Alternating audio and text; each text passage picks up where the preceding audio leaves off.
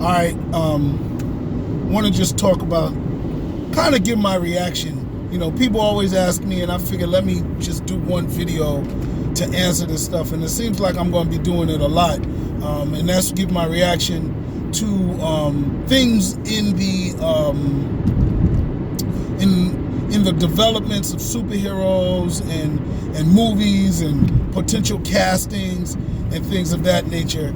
And so two things really popped up. One was the potential return of Killmonger's character in a sequel to Black Panther, and the other one is the potential return of Mace Windu's character in the Star Wars franchise. Now, I'm gonna just tell you like this: it's all science fiction, it's all fantasy. Okay, we've seen movies like Jurassic Park where they take a little drop of somebody's DNA and bring back a whole island of dinosaurs. Okay, so whether Killmonger or Mace Windu died, there's ways to bring them back.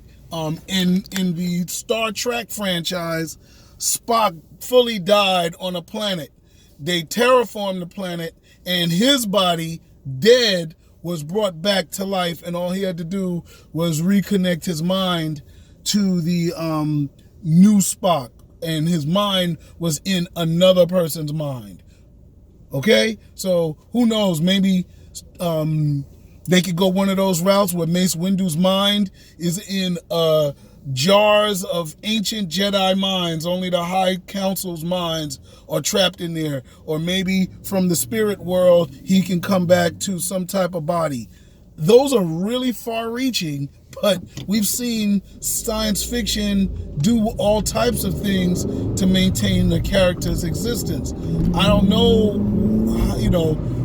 the limits of Black Panther, but we do know that there is a potential, not a potential, there is a celestial plane that people do exist on. So let me go take the Black Panther first, my reaction to Black Panther first. One, I already predicted Killmonger wasn't dead and he would possibly come back. Okay, basically because I think he's a banging villain, and in the comic books, he doesn't necessarily die. There's variations of the story, and comic books, they don't always kill everybody. That's why I'm upset that they killed Cottonmouth so permanently in the Luke Cage franchise, right? On Netflix. But Killmonger, I'm thinking he can have died, and it took a while for the purple flower to maintain his body. Maybe it kick-started it a little bit later. Maybe he didn't fully die when he fell off the cliff. And this is my theory, put it out there, because I ain't a writer and I have no privy to the script. So anything that I say is totally speculation based on my theories as a writer, what I would do. But he could come back as I'm thinking he got saved by Submariner. I think to bring in the Marvel version of Atlantis and compete with the DC's Aquaman. Okay, I think there you go. Now I don't know who they're going to get to contrast Jason Momoa, but I don't think you necessarily have to, because Submariner is a different guy. Now he don't wear any clothes. Submariner wears Speedos. Okay, Aquaman at least had pants on, or in the comic book he had on spandex or whatever they want to call those. So he had on some pants. Submariner has wing ankles and Speedos. That's it. He just got a little Speedo. So they could go more sexy with Aquaman. Maybe The Rock. That would be a really big Submariner. I don't know, but who knows? And there's other actors out of Hawaii. So if they want to keep with the Polynesian, and I think may be wrong. Don't get me wrong. The Hawaiian cultural actors community, I'm pretty sure that they got actors out there. So anyway, that's where I think they'll go with it. Now, in terms of other elements of the story and how it will be impacted, I'm not upset with Killmonger coming back.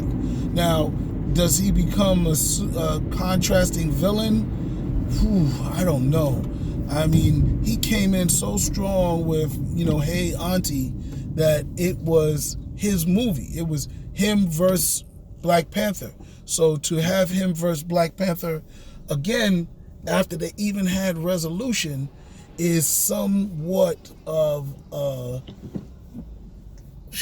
it's weird. It would be like redoing it, doing the same thing over. It would feel redundant.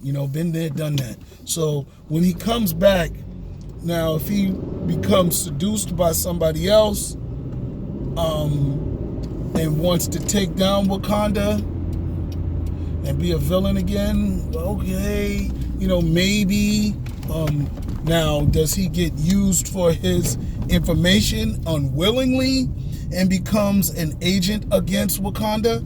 That's possible, but to say he changes his opinion again, he would lose his credibility as a black revolutionary if he was to do that and just say, oh, okay, all of a sudden now I'm against Wakanda again, when I just told Black Panther I kind of understand where he's coming from, and we kind of have a truce where he's doing his schools or whatever, Wakanda Institute of Technology, and all the stuff that we saw at the end of Black Panther. So, that would be wild for him to go back on all of that.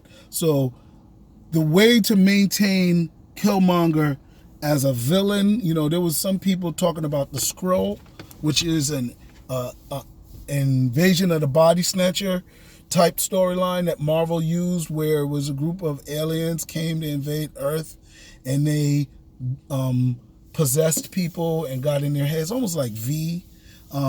So yeah, that may be in it, and that's really cool, but that really goes totally different from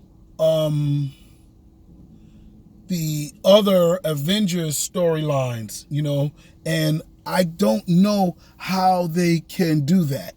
You know what I'm saying? Because Thanos killed half of everybody. So he killed half the Skrull. He killed half of everybody. And that is after Black Panther. So when will this story take place? A Killmonger story in Black Panther before the Black Panther movie as a prequel? That really doesn't work, because, yeah, if anything, give him his own movie. I wrote a Killmonger comic book or a story of Killmonger, how he got all his bumps on his chest, and that leading up to the Black Panther story, but it's not a Wakanda story because he's not in Wakanda. So it becomes really hard to balance those two things in a Black Panther follow-up story. So really, the main follow-up story can be, something of medium impact that happens. I mean, it can be even catastrophic impact, because we don't know how much time elapsed from Black Panther to Infinity Wars, okay? So they could have, quite honestly, totally lost Wakanda and rebuilt it in that time period. So we can have some catastrophes happen to Wakanda before you get back to Infinity Wars. So that is what I think the time period will be. And somebody could use Killmonger and then destroy Killmonger in that time period. Wakanda can get destroyed, part of it can get destroyed, and it comes back, and everybody can still be friends again, at the end of it. But I do think they would have to create conflict and resolve conflict within whatever storyline they do.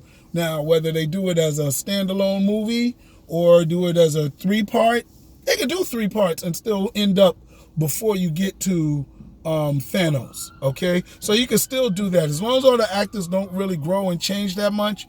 Yo, you're good. You could do a 3-part, or if this is a 3-part, then second and third. But really, the black, yeah, this could be a second and third. I would go for a whole new storyline, and do a trilogy. I like trilogies that kind of know their trilogies from the beginning, and not trilogies that kind of just like, oh shoot, let's do another movie. Oh shoot, let's do another movie.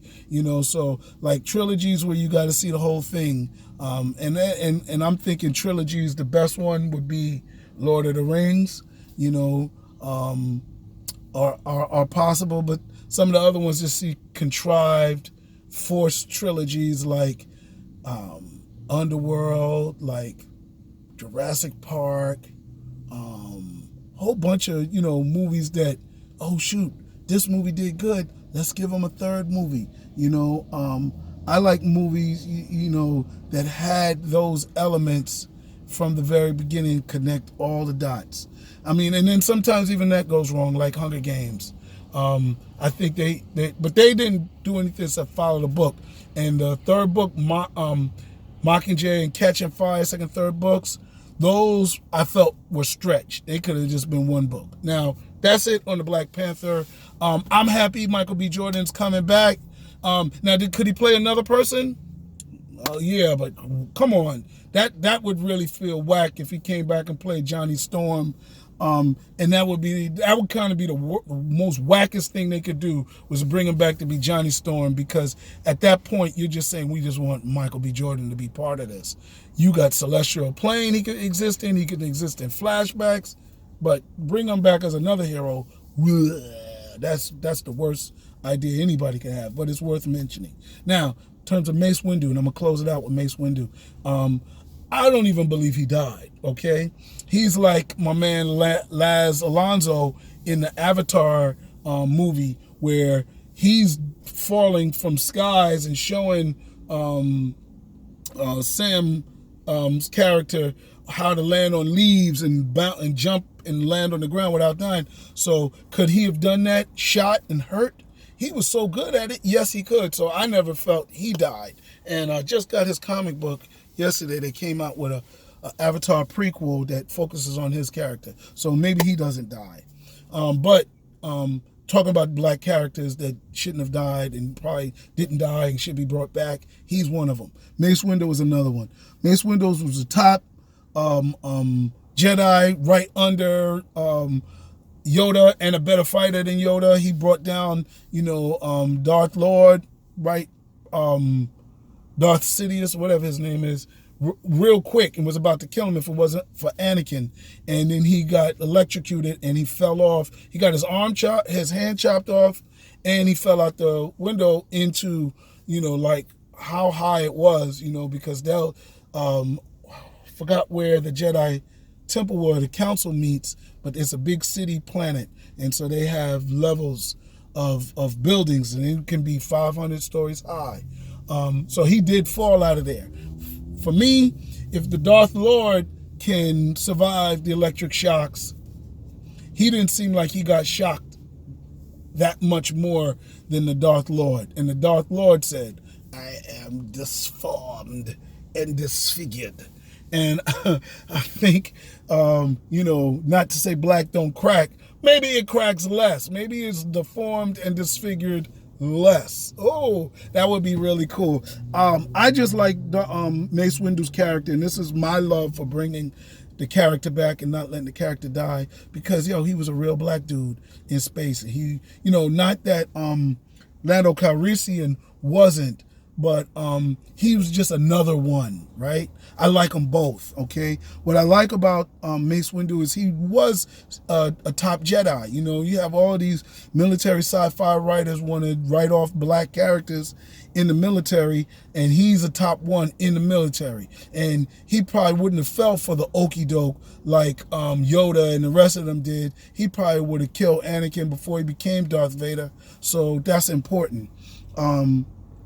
Or you'd have finished them off. And he probably would have been able to fight Darth Vader even a lot better than anybody else had at that time. So I think he's worth it. Also, I'd like to hear his backstory.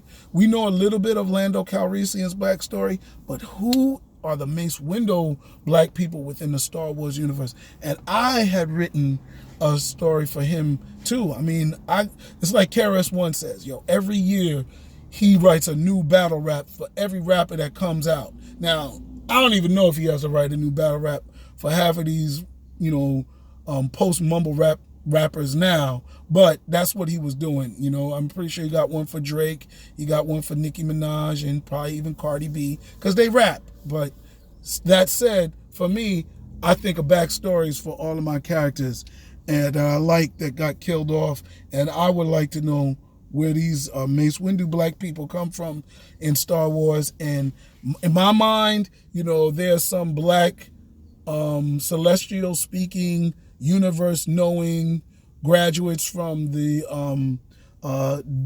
Dogon tribe in Africa, and they have a different way to access the Force, so that way he's able to be a unique type of Jedi and have that ability, where these people are aware of the Force but manipulate it in different ways than the way the Jedis do. Sort of like my other favorite character from the animated series, Ventress, okay? And those witches access the Force in different ways, so I just wanted to give that to Mace Windu. So I don't think he died. I think he's disformed and disfigured, and maybe he fell to the ground and lost his memory, and he runs into somebody who reminds him who he is. Maybe somebody knows who he is, takes him in hiding, see them in his Jedi robe, and they just bring him in, and he's been in hiding for 20, 30 years. Whatever it is, whatever the time elapsed in the next time they do the movie. So anyway, that's my opinion of them. I hope I answered everybody. This was long. I'm trying to keep my blog shorter, but something helps me push them long. But anyway, this is my opinion. Mace Windu, Killmonger. And I even threw in there Laz Alonso's character in, Avatar. I hope he didn't die. How about that? All right. Talk to y'all later. Peace.